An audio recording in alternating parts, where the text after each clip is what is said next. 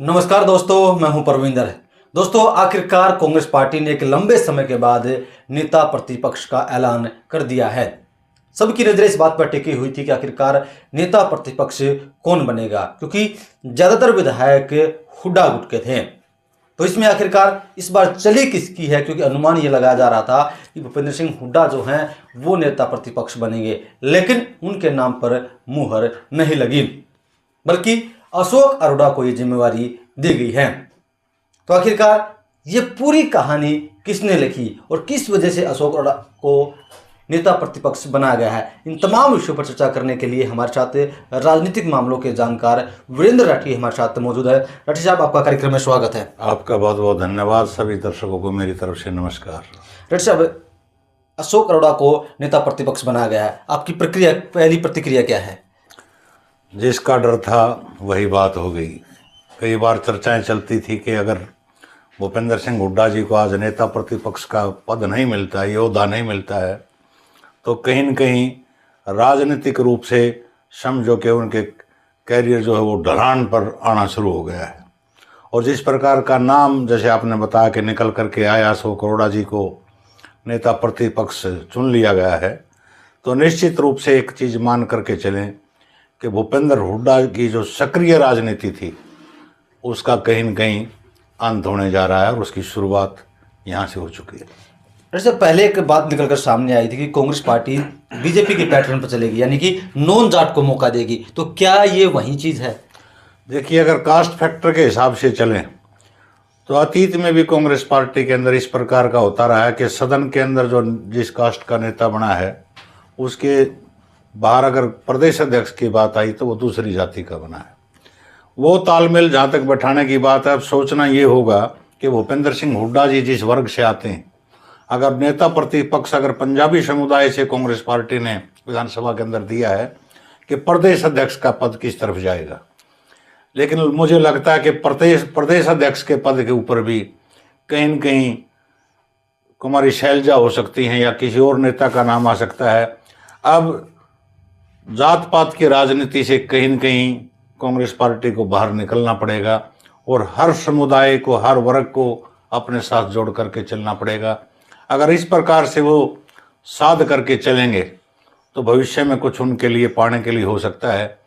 अगर खाली cast factor के ऊपर ही चले कि एक उस कास्ट को फोकस कर लो, एक उसको कर लो, तो उसका ज़्यादा फायदा मिलने वाला नहीं है।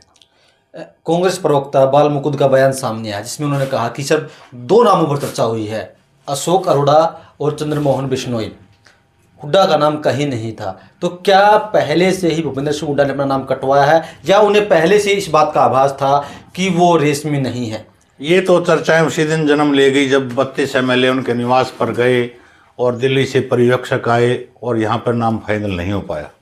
उन्होंने कहा कि हम हाईकमान के सामने जा कर के बताएंगे सभी विधायकों की उन्होंने राय ली। उन्होंने जो कहानी बताई नहीं, सीधी सी बात है, 72 टिकटें जिस आदमी ने दिलाई हैं तो 32 MLA तो उनके पक्ष के जीत करके आए हैं जो कांग्रेस के जीत के आए थे।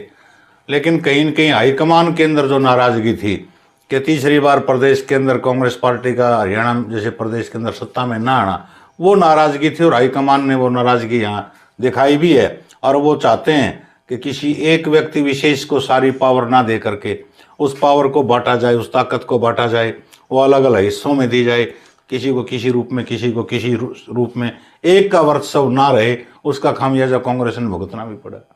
अब हम क्या अनुमान लगा सकते हैं कि पहले से अनुमान था कि अशोक अरोड़ा हुड्डा गुट के हैं और चंद्रमोहन बिश्नोई शैलजा गुट के हैं, तो आप किसकी हार मानते हैं और किसकी जीत मानते हैं? देखिए, हार जीत का विषय आप मत माने इसको, क्योंकि चुनाव संपन्न हो चुका है। चुनाव में जो परिणाम आया, परिणाम अगर पार्टी के अनुरूप नहीं आया तो सीधी सी बात है, शत्रुघ्न सिन्हा जी एक डायलॉग बहुत बार कहते थे कि अगर टीम जीतती है तो ताली भी कप्तान को, अगर हारती है तो फिर गाली भी कप्तान को। यानी कि कहीं कटघरे में तो जो नेतृत्व कर रहा था उसी के ऊपर बात आएगी और वही आज कटघरे में खड़े हैं और उसी का खामियाजा भुगतना पड़ रहा है। अशोक अरोड़ा जी चुन लिए गए हैं तो हमारी टीम की तरफ से उनको बहुत बहुत बधाई। और एक चीज़ तो है कि एक्सपीरियंस नेता हैं, अतीत में इनेलो पार्टी में होते थे और बड़ी अच्छे तरीके से ऊंचा कद उनका था, प्रदेश अध्यक्ष भी इनेलो के रहे, मंत्री भी रहे, अच्छे पदों के ऊपर वो रहे, कभी इनेलो जब शासन में थी या सत्ता से बाहर थी। कांग्रेस पार्टी जब से ज्वाइन की है, पिछला चुनाव हार गए थे कांग्रेस पार्टी के निशान पे, तो वो पहली बार एमएलए जीत करके आए हैं। सीनियर नेता तो कांग्रेस के अंदर कई और भी थे, तो कहीं न कहीं ये लामबंदी तो चली है कि अपने गुट से हो, उसमें तो हुड्डा साहब कामयाब रहे हैं कि अपने गुट के आदमी को नेता प्रतिपक्ष चुनवाने में। लेकिन इसमें तो जो नेता विपक्ष होता है उसी को जो सुविधाएं मिलती हैं और वही सारी रणनीति तय करते हैं, इसमें ज़्यादा किसी दूसरे नेता का फिर ज़्यादा इंटरफेरेंस नहीं होता है। तो एक तरह से स्वतंत्र रूप से वो किस प्रकार से अपनी कार्य प्रणाली को अंजाम देंगे, किस प्रकार से विधानसभा के अंदर सत्ता पक्ष को घेरेंगे, काफ़ी एक्सपीरियंस वाले नेता हैं। ये तो समय के गर्भ की बात है कि किस प्रकार का असर डाल पाएंगे। लेकिन इस फैसले से कहीं न कहीं हुड्डा साहब जरूर कमज़ोर हुए हैं। डॉक्टर साहब, अगर हम बात करते हैं सीएम नायब शाहीन लाडवा से आते हैं, यानी कि जिला कुरुक्षेत्र, और अगर अशोक अरोड़ा की बात करते हैं तो थानेसर से आते हैं, यानी कि जिला कुरुक्षेत्र। तो सीएम भी वहीं उसी जिले का और नेता प्रतिपक्ष भी उसी जिले से आता है। तो क्या ये कॉम्बिनेशन बनाया गया कांग्रेस पार्टी की तरफ से कि सीएम को उसी के घर में घेरा जाए? ये संयोग भी हो जाता है कई बार कि पीछे आपने देखा होगा, पिछली विधानसभा में एक गांव से 5 एमएलए थे, आज एक गांव से 2 एमएलए हैं। तो ये संयोग की बात होती है, इलाका वो है। लेकिन राजनीतिक पार्टियां खाली इलाका देख करके नेता चयन नहीं करती, वो समीकरण भी देखते हैं, उसका एक्सपीरियंस भी देखते हैं। और कहीं न कहीं तो कांग्रेस पार्टी ने सोच करके काफ़ी टाइम इसमें लिया है नेता विपक्ष चुनने के अंदर, तो सोच समझ करके फैसला लिया है। तो उनके हिसाब से तो फैसला सही होगा, लेकिन समय बताएगा कितना सही होगा, कितना फिट बैठेगा और कितना नहीं बैठेगा। क्या हम ये कह सकते हैं कि भूपेंद्र सिंह हुड्डा का जो कह रहे थे कि मेरा आखिरी चुनाव है, ये उनका आखिरी चुनाव है और उनकी राजनीति पर अब पूर्ण विराम लगने जा रहा है? पूर्ण विराम अगर पूर्ण रूप से नहीं लगा तो ये तो कह ही सकते हैं कि राजनीति में ग्रहण तो लगा ही है। इसमें तो कोई दो राय नहीं है कि अगर इस चुनाव में भी कांग्रेस पार्टी सत्ता में नहीं आई तो ग्रहण उनके राजनीतिक कैरियर के ऊपर जरूर लगा है। तो क्या अब कुमारी शैलजा बड़े नेता के तौर पर उभर कर सामने आएगी? निश्चित रूप से आएंगे, ना केवल कुमारी शैलजा बड़े नेता के रूप में उभर करके सामने आएंगी, जिस प्रकार से चंद्रमोहन बिश्नोई का भी नाम चला है। हालांकि काफ़ी लंबे समय के बाद वो विधायक का चुनाव जीते हैं, पीछे भी चुनाव हार गए थे, बीच में एक बार छवि उनकी काफ़ी धूमिल सी हो गई थी, उसमें भी कहीं न कहीं निखार आया है। तो निश्चित रूप से कांग्रेस के अंदर रणदीप सिंह सुरजेवाला का भी कहीं आने वाले समय में संकेत के हिसाब से मैं कह सकता हूँ, मेरा अपना अनुमान है, मेरी निजी ये व्यक्तिगत राय है कि भविष्य जो होगा वो रणदीप सुरजेवाला का कांग्रेस पार्टी के लिए हरियाणा प्रदेश की राजनीति में जरूर उज्जवल होगा, क्योंकि युवा हैं, सबसे यंग हैं जो सीएम की दौड़ में हैं, और जिस प्रकार का कद और पद उनके पास कांग्रेस पार्टी के अंदर है और जिस प्रकार से हाईकमान के नज़दीक हैं, अगर भविष्य में कांग्रेस पार्टी उभार पर आती है तो निश्चित रूप से भविष्य कांग्रेस पार्टी के अंदर हरियाणा प्रदेश के अंदर मैं मानता हूं कि रणदीप सिंह सुरजेवाला का ज़्यादा उज्जवल है। जिस तरीके से जब आपने रणदीप सुरजेवाला का नाम लिया, काफ़ी सारे लोग ये कह रहे हैं कि उनका जो बेटा पहली बार विधायक बन के आया है आदित्य सुरजेवाला, उसके नाम की काफ़ी चर्चाएं हो रही हैं। तो क्या आगे चलकर वो दीपेंद्र हुड्डा को टक्कर देगा?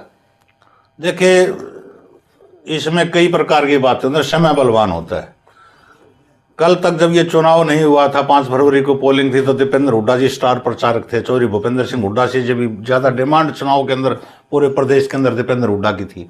कभी कुलदीप बिश्नोई की होती थी, चंद्रमोहन की होती थी, कभी चौधरी बंसीलाल के बेटे सुरेंद्र सिंह की होती थी, उसके बाद किरण चौधरी जी की डिमांड होती थी। लेकिन धीरे धीरे करके कुछ नेता हाशिए पर चले गए, कुछ लोगों ने पार्टियां बदली और अपना प्रभुत्व, अपना वर्चस्व उन लोगों ने दिखाया और अपनी लोकप्रियता के पैमाने पे वो नेता खरे भी उतरे, जैसे किरण चौधरी जैसी नेता थी, या कैप्टन इंद्रजीत जैसे नेता थे। आरती राव जीत करके आई, श्रुति चौधरी जीत करके आई। पूरे भिवानी जिले के अंदर मात्र कांग्रेस को 1 सीट मिली, वो भी मात्र 700 वोटों से, लोहारू की सीट। बाकी कलीन से भी भारतीय जनता पार्टी ने उस जिले के अंदर किया। तो बाकी नेताओं ने जिस प्रकार से अपना दम दिखाया है, तो रणदीप सिंह सुरजेवाला एक तरह से उस बेल्ट के बहुत बड़े नेता हैं। चुनाव 1-2 बार हारे भी हैं, कभी ओम प्रकाश चौटाला से चुनाव हारे, पिछला खुद का चुनाव भी हार गए थे। आज राज्यसभा में भी राजस्थान से हैं, हरियाणा प्रदेश के नेता होते हुए राजस्थान के कोटे से वो राज्यसभा के अंदर गए हैं। अगर भविष्य की राजनीति कहीं इर्द गिर्द घूमेगी तो कुमारी शैलजा और रणदीप सुरजेवाला के आसपास घूमेगी। अगर हम देखते हैं जैसे किरण चौधरी का नाम आता है, रेवाड़ी बेल्ट से जो राव साहब है उनका नाम सामने आता है, तो क्या कुमारी शैलजा जो है वो नाराज हुड्डा से, तो क्या इन सब की वजह से रणदीप सुरजेवाला, क्या इन सब की वजह से हुड्डा को नेता प्रतिपक्ष का पद मुझे नहीं एक मिला? शंका और लग रही है। जब चौधरी बंसीलाल लंबे समय तक प्रदेश के मुख्यमंत्री रहे और जब उनको पार्टी दरकिनार करने लगी, राजीव गांधी जी या और अन्य नेता जो सेकंड लीडरशिप बाद में इंदिरा जी के बाद जो लीडरशिप कांग्रेस के अंदर आई, तो चौधरी बंसीलाल ने अलग पार्टी बनाई। जब भजनलाल जी प्रदेश के मुख्यमंत्री नहीं रहे, वो भी लंबे समय तक मुख्यमंत्री प्रदेश के रहे हैं, तो उन्होंने के बेटे ने भी नई पार्टी बनाई, उनके नेतृत्व भी भजनलाल जी ने किया।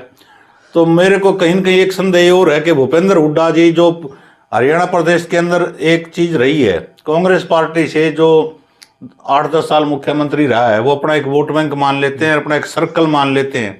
तालुकात हो भी जाते हैं पूरे हरियाणा प्रदेश के अंदर, इतना लंबा चौड़ा प्रदेश नहीं है, केवल 90 सीटों का प्रदेश है। अगर भविष्य में कहीं न कहीं भूपेंद्र हुड्डा जी को इस प्रकार से जैसे आज दरकिनार किया गया या भविष्य में ऐसा होता रहा, तो मेरा अपना मत ये भी है कि हो सकता है भविष्य में कि भूपेंद्र सिंह हुड्डा जी पार्टी बनाने की सोच सकते हैं। संभावनाएं बहुत कम है, लेकिन जो जिस कुर्सी के ऊपर बैठ जाता है ना एक बार मुख्यमंत्री के ऊपर, वो मुख्यमंत्री की कुर्सी के लिए ही लड़ाई लड़ता है, ना कि अन्य पदों के लिए लड़ाई लड़ता है। आज तो अगर कोई पत्रकार पूछेगा तो हुड्डा साहब मना करेंगे, लेकिन पीछे भी तो पिछला चुनाव आप याद करो, 2-3 रैलियां रखी गई थी और हुड्डा साहब ने कहा था कि मैं सभी बंधनों से मुक्त होकर के आया हूं। तो प्रेशर पॉलिटिक्स तो पिछले चुनाव में भी उन्होंने की थी। हो सकता है कि 1-2 साल के बाद इस प्रकार की स्थिति बन जाए कि कांग्रेस फिर से हरियाणा प्रदेश के अंदर कांग्रेस पार्टी से कोई अलग पार्टी निकले और उसका नेतृत्व कौन करे, ये हम कह नहीं सकते।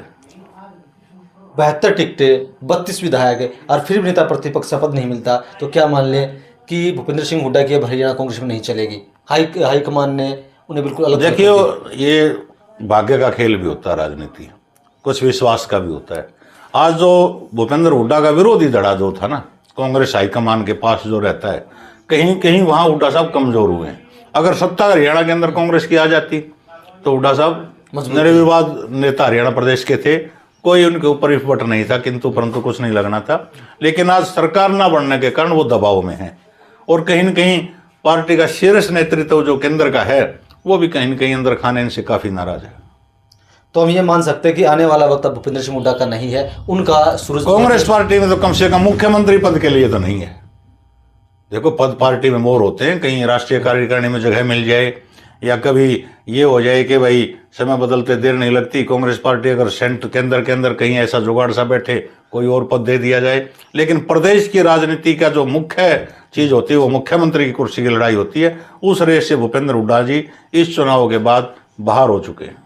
तो चलिए दोस्तों, कहीं ना कहीं तस्वीर जो है वो पूरी तरीके से साफ हो चुकी है, क्योंकि कहा यह जा रहा था कि हो सकता है चौधरी भूपेंद्र सिंह हुड्डा जो है वो नेता प्रतिपक्ष बने, लेकिन ऐसा नहीं हुआ।